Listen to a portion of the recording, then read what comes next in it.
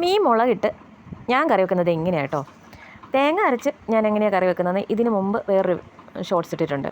ഇത് രണ്ടും കുഞ്ഞയലയാണ്.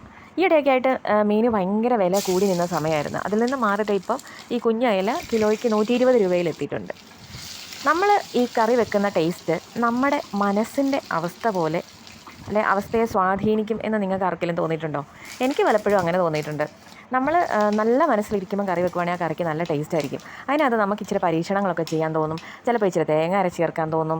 അങ്ങനെ വെച്ചൊരു കറിയാണ് കേട്ടോ ഇതിന് മുമ്പ് ഇട്ടേക്കുന്നത്.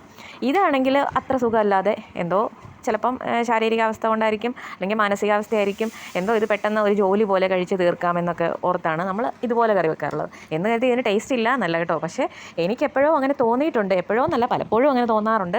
നമ്മുടെ ഒരു മാനസികാവസ്ഥ, എൻ്റേതെന്ന് മാത്രമല്ല കറി വെക്കുന്ന ആളുടെ മാനസികാവസ്ഥ എപ്പോഴും ആ കറിയുടെ ടേസ്റ്റിനെ ബാധിക്കാറുണ്ട് എന്ന് എനിക്ക് പേഴ്സണലി തോന്നാറുണ്ട്. നിങ്ങൾക്ക് അങ്ങനെ തോന്നിയിട്ടുണ്ടോ ഇതിലൊന്ന് പറയണേ. എന്തൊക്കെ പറഞ്ഞാലും എത്രയൊക്കെ അലങ്കരിച്ച് വെച്ചെന്ന് പറഞ്ഞാലും ഈ മുളകും പുളി ഇട്ട് വെക്കുന്ന മീൻകറിക്ക് ആരാധകർ കൂടുതലാണെന്ന് എനിക്ക് തോന്നുന്നത്. അതിൻ്റെ കൂട്ടത്തിൽ കുറച്ച് കപ്പയൊക്കെ ഉണ്ടെങ്കിൽ അടിപൊളിയായിരിക്കും. നിന്റെ തിരുനടയിൽ നറുനെയ്ത്തിരി കതിരാ ആരുമറിയാതെ